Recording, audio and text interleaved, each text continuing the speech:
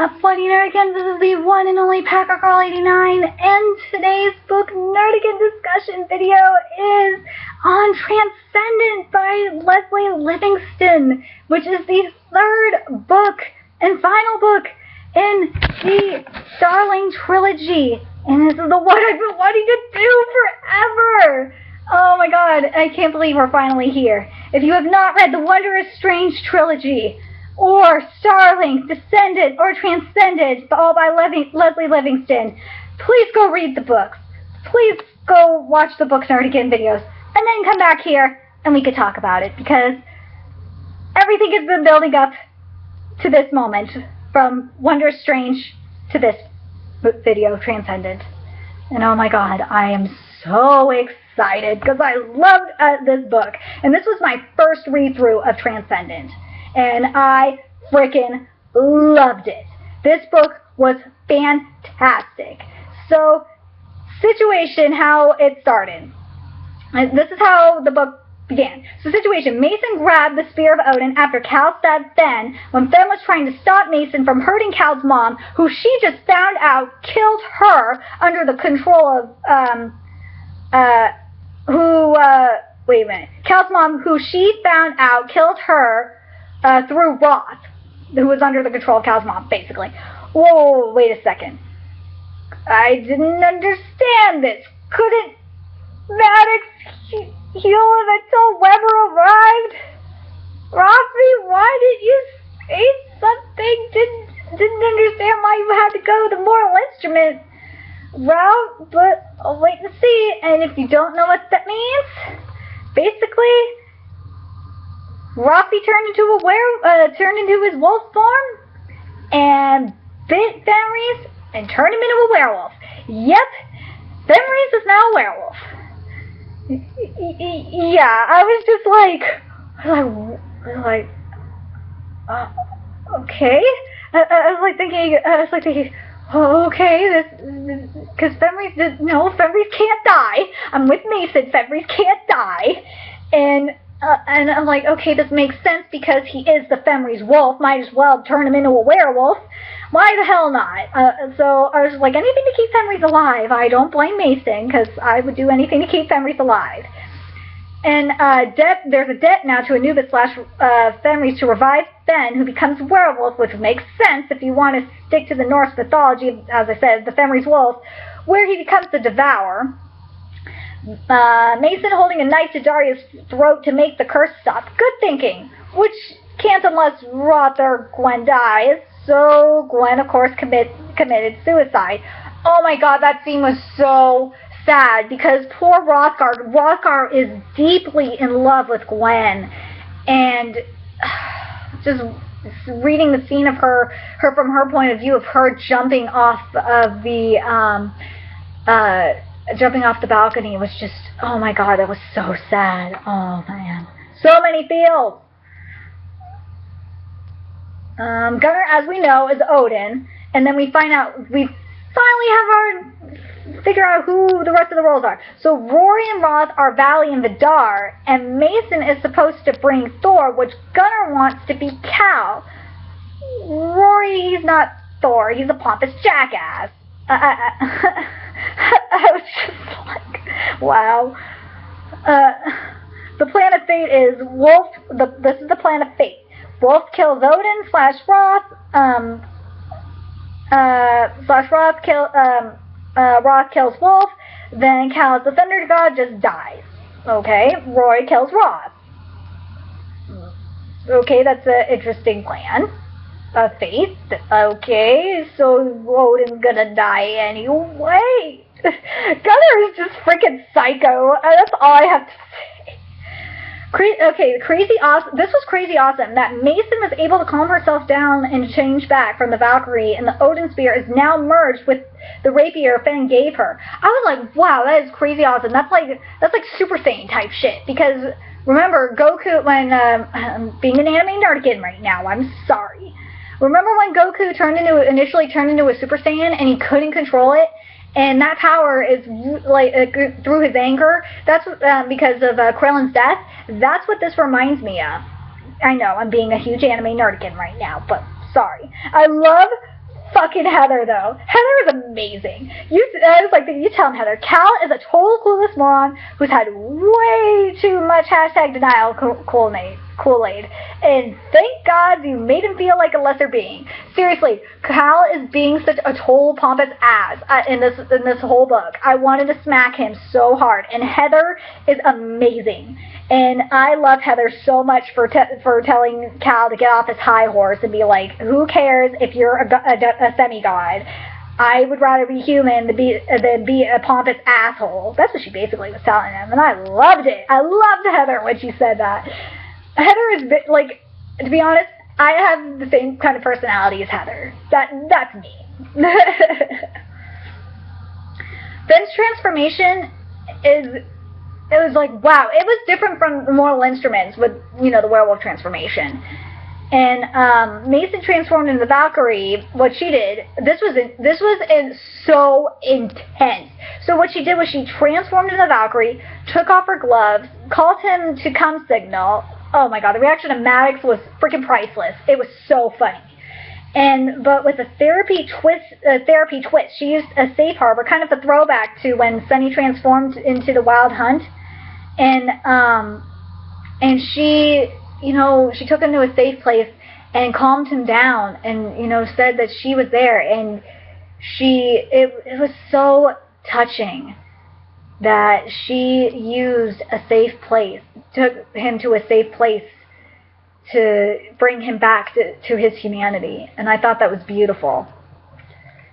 And we see our first harpy named Elu, who's after Gwen because she is suicide. She is a suicide. And how does Toby know her? No. But Iris claimed her because she was a sacrifice and was carried to Iliasum. Thank you, Iris.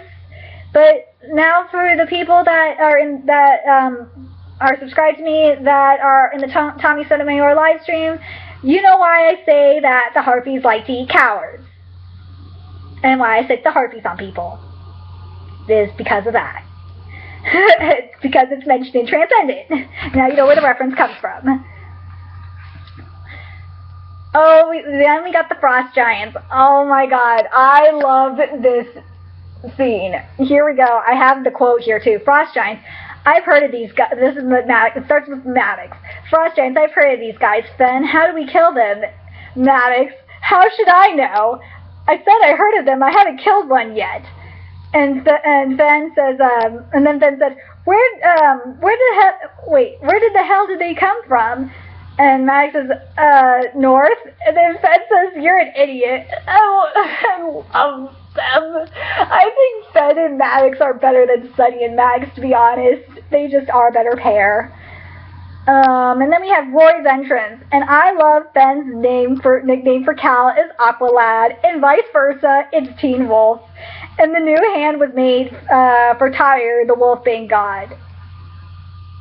What? Oh, I put in my note because I thought it in the new hand in Descendant was for Thor, and no, it was for Tyre, the Wolfbane god. That's why I was like, damn it, I was wrong. Oh, and Heather comes in a crunch. Cal stands up to his mother for Heather's sakes and gives up her rune stone so Daria could wake up Prometheus. And holy coffee and Arceus, we got Prometheus, and we have the Fire and Ice Giants, and it sounds familiar, and you know why it sounds familiar? Because, to me anyway, because if you've read the Need series by Carrie Jones, who I will be doing book Nerdigan discussions with, and hopefully, I got to say this right now, I have talked to Carrie Jones already before about this, and she said that she would like to do a live stream, and Lesley Livingston, please, Lesley, if you want to do a live stream with me, I would love to do a live stream chat with you at some point to discuss your books, because I love your books so much. As you can tell, I love them. Let's see, where am I in my notes? Sorry. Oh, so we find out from Rothgar that the troll under the bridge was named Thrud, and he rigged the bridge with explosives. And I was just like, what the hell? Rothgar, what the fuck? Seriously. And then, I think it was Mason who said it. Comment section, if I'm wrong, please let me know, because it's been a while since I've read this book. And Hakuna Matata has been invoked. Yes, it was, Hakuna Matata was said in this book, and it made my day. And I totally forgot, Sen got blasted out of the sky on the way to Valhalla. Yeah, that was really sad, that Sen got blasted out of the sky on the way to Valhalla. That was fucked up. Oh my god, this part was so sad. And Maddox tried to access the green magic left behind in Central Park to help them escape. Oh my god, and Arceus. But I actually talked to Lesley Livingston on Twitter about this. I asked her, I'm like, Lesley, please tell me that Maddox is okay, because I don't want Maddox to die. And I'm pulling up her tweet as we speak. Just hold on a second. Where are we? Lesley Livingston Twitter. She said,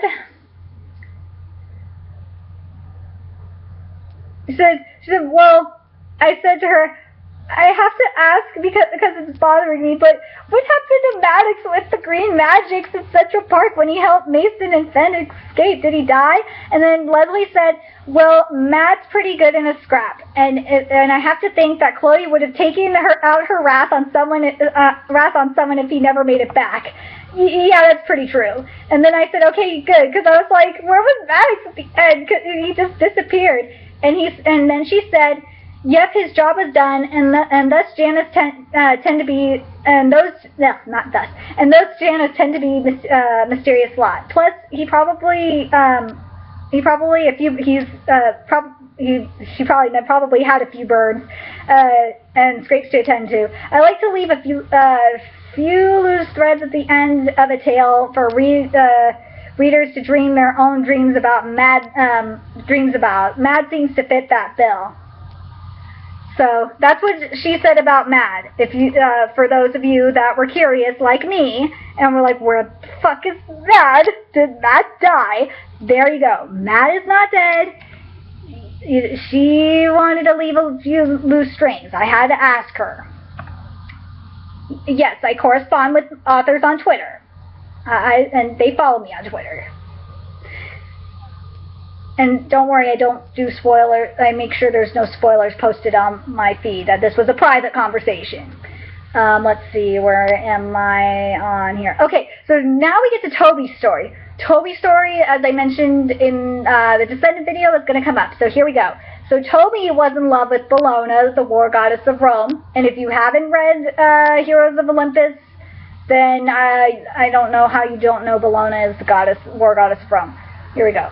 But anyway, let's get back to this. So she made Toby immortal and kept his youth with a good elixir.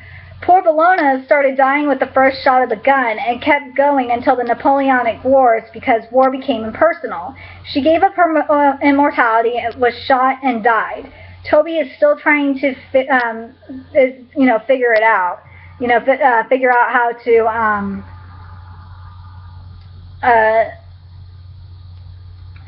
basically trying to figure out where she is and figure out how to lose his how to lose his immortality. He doesn't know how to lose his immortality.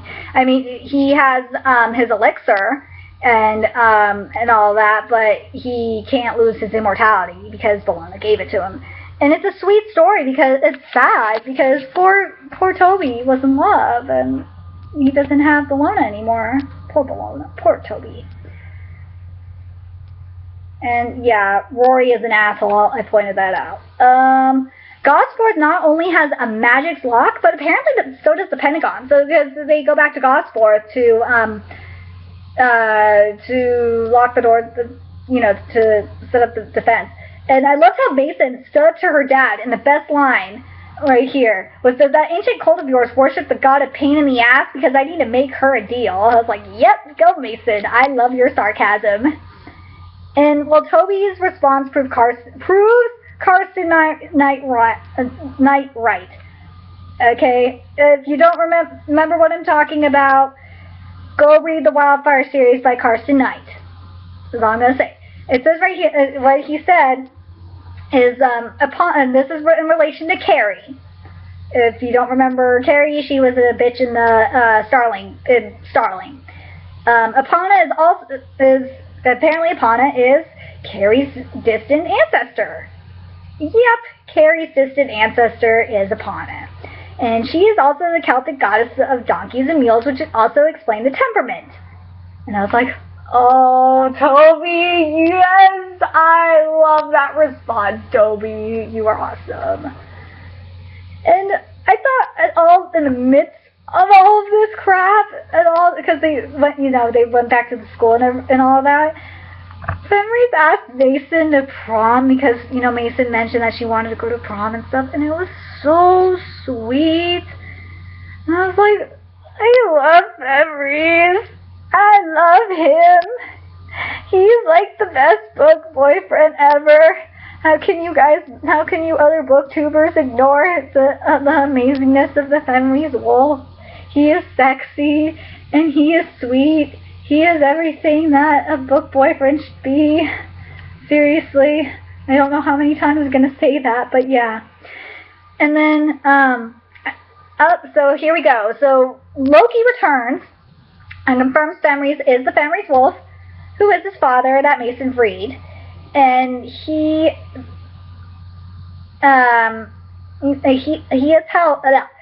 helps Fen control his humanity, and Loki wants to actually stop Ragnarok. What a twist! Sorry, I had to do it like that. Blame DVD abridged, okay? And I kind of figured it out based on how Loki turned Yelena into hell, but it still shocks me based on, every depiction of Loki that I've seen, as I mentioned in, like the Marvel movies and comics and stuff, that it's crazy that Loki wants to stop Ragnarok, and that it's Odin that wants Ragnarok. That's insane, to me anyway. I think it's crazy, but I like it. Let's see. What's the next thing? Oh, my comment at Arceus. This was insane. So we find out that Fen was sent away for the same reason Sunny was sent away. Holy crap! But his mother called the Fae to her to take Fen away. And poor Fen! I don't care if he's the real Fenris Wolf. He's still my boyfriend. Oh man, poor Fen. Okay, I gotta say Fen's story and then we'll get to it. So poor Anne Raboda, I'm sorry if I'm butchering her name. She who offers sorrow, daughter of a Celtic princess, lover of Loki and Fen's mom, real name is Sing. Poor Fen, his resentment towards Faye is a lie. And then there's a scene where they're in a separate world, Mason and Fen are. Because Mason went into Roy's room to try and find something. I think to find more gold acorns or something like that. But they're in this other world, and Mason runs into Fenris, and this is after Fenris finds out about. This is when Mason talks to her mom, to Yelena, and after Fenris talks to Loki and his mom, he meets up with her in this over in this other. I don't know how to describe it. It's kind of like another like a dream world kind of thing. And hopefully I'm describing it correctly. If I'm not, comment section, you can hate on me. I'm sorry. I don't think I did a good job describing it in my notes. But I love it that he comes in. And where is it? And Fen is in nothing but his underwear, and Fen is why am I? Fen's I think Fen complained. Fen's how is it that I always end up in nothing but my underwear or something like that? And Mason's I'm not complaining, and I'm thinking I'm not complaining either. And I think I tweeted that, and Leslie's Leslie favorited it, so obviously she's not complaining. I think she did that on purpose because the way Fen is described as, I don't think she wouldn't mind not. She's described as an Abercrombie model.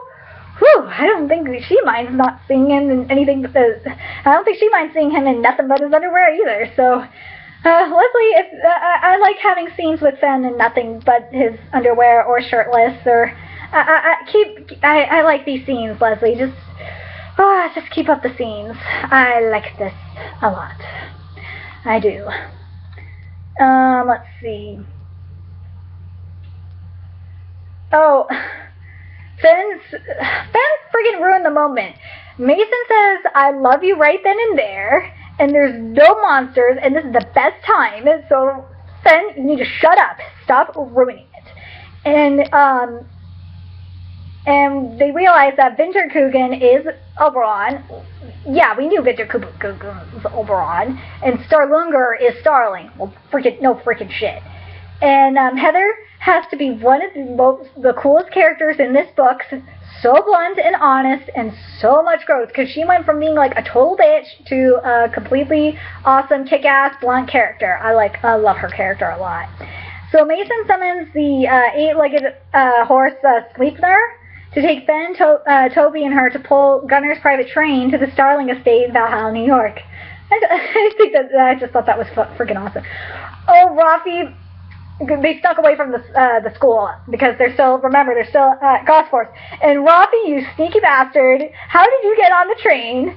And he apologizes, and he's proud to call them their brother. And I love Rafi. Rafi is just awesome. If I were Heather, I would have totally bitch-slapped Cal when he was showing off. And come on, Heather. Just do it. And, well, at least Cal acknowledged that he was losing himself. And, no, Cal, you just will never win an argument with Heather. No, you just won't. And Douglas, who is Cal's dad's name, by the way, if I've never mentioned it, you just tell Daria that love is more important than DNA. What really sucks is, and this makes me think of Tommy when he says that, Tommy Sotomayor when he says this, is he wanted to be a father to Cal, and Daria kept him away from Douglas because he is a god, or a demigod, or a semigod, excuse me, because he is a semigod, and Daria did not want Cal to be like that, be around that, which is really sad. It's sad, and it kind of shows you, like, it makes you wonder, like, what if Douglas was around? What if Douglas was around? Would Cal have not been an asshole? Seriously, would Cal have not been an asshole when he came into his god powers? I blame Daria. Seriously, I blame Daria on this. Daria's a complete bitch. Let's see. Rafi's backup plan for not having the key shot. I love Rafi. This is why I love Rafi, because this is so gangster right here. Rafi's backup plan for not having keys to the car, not having the keys to the car, shatter the window of the town car, and hotwire the ignition. Yes, no magic's required. And Yelena is caged where Mason dies, and of course, Ben has to make a pun, and Mason uses... yeah, I know. Finn has to make a pun. I love Finn. Yeah, I love Finn. You make puns and are awesome, Finn. I love you anyway. And Mason used the Odin Spear to free her. Oh, snap. Mason promised the 9 maidens that she used the Devourer, that she would use the Devourer, that you will make an end of him, wait, hold on, how did I write this?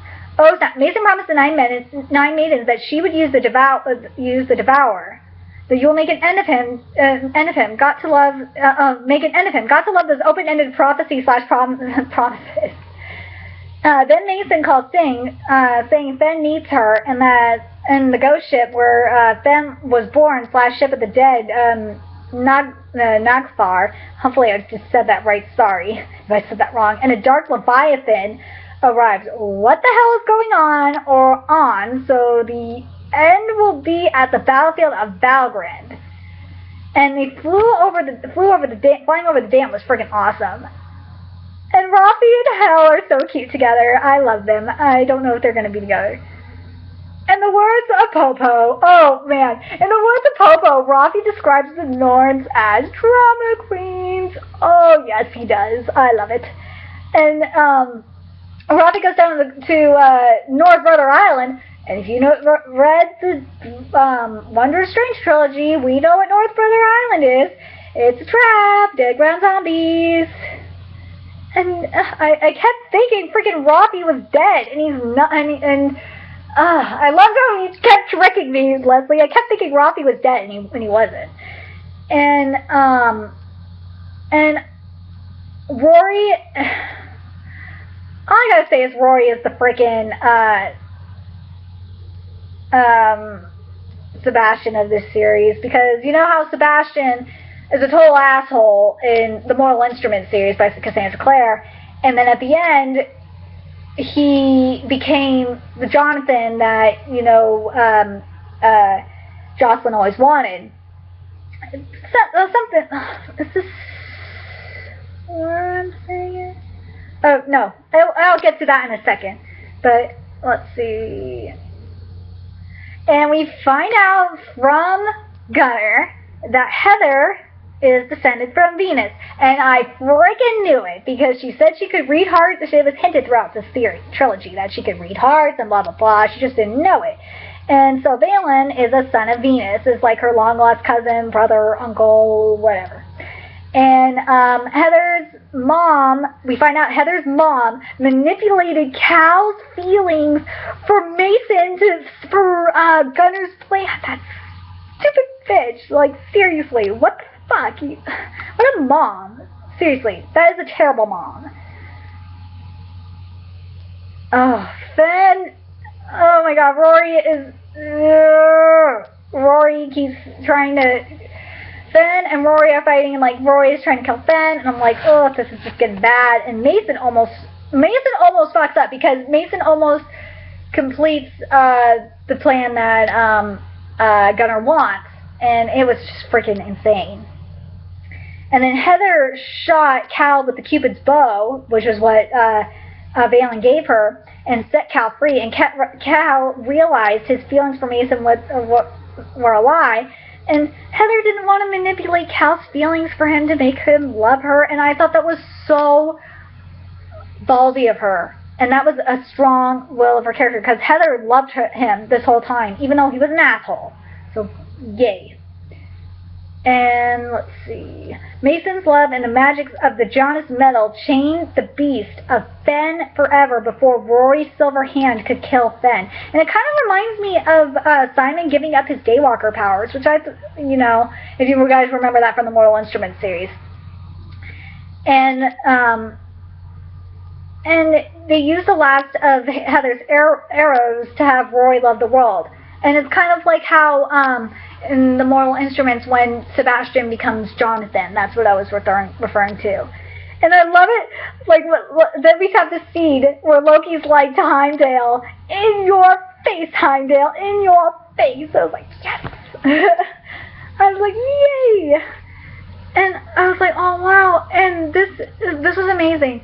So for Toby gives his soul to Rafi, and to pay off Mason's debt, which I thought was so sweet. And he becomes his ferryman. He becomes Rafi's ferryman. And he kind of wishes he could reunite with his love, but oh well.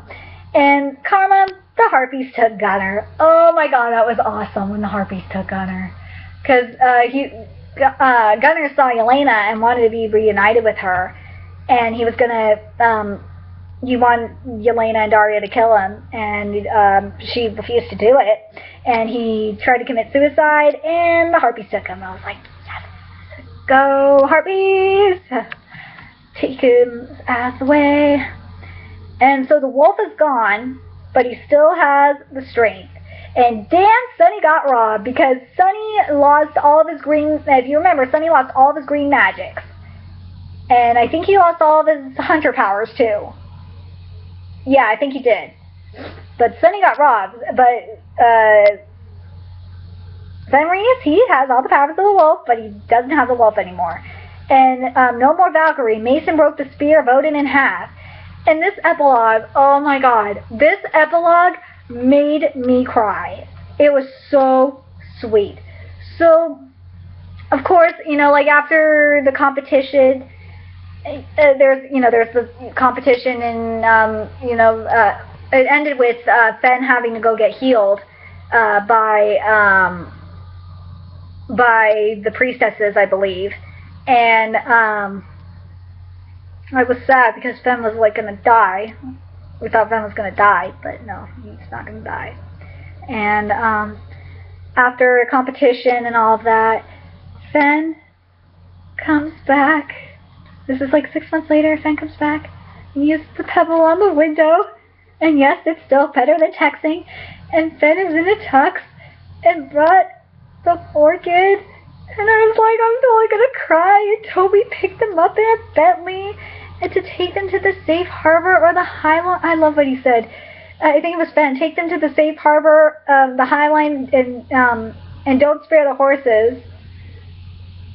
I was just like, oh my god, this is the best way to end it. Oh wow, this series was fantastic. This has to be, out of all the endings I've read, and I've read some really good endings, oh man, this was my favorite ending to a series.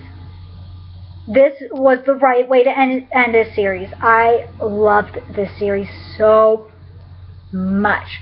And all I have to say is, I know Rick Riordan is doing a Norse mythology series, base mythology series. Standard, man. Bar is way up there for you, Rick. Because that's going to be really hard to top the Starling trilogy for me. For mythology based. And I want to know what you guys thought of the Starling trilogy, especially this book. This book has to be probably my favorite book of the year, book that I've read so far this year. Hands down, especially for a first read through, hands down my favorite book. I loved this book. I would say that, yeah, this is really, it's hard. Yeah, this has got to be my favorite. I'm sorry to Karsten, your books are up, Afterglow is up there, but oh, this book was just way too good. I'm sorry, man. Endings is a tie between Afterglow and this one, actually. You know what? Yeah, I'm going to keep it with that. So, I want to know what you thought about this book. So like, comment, share, and subscribe. And the next Book Nerdigan discussion video I'm going to be doing is Darkness Becomes Her by Kelly Keaton. And I will see you in the next Book Nerdigan video. Bye!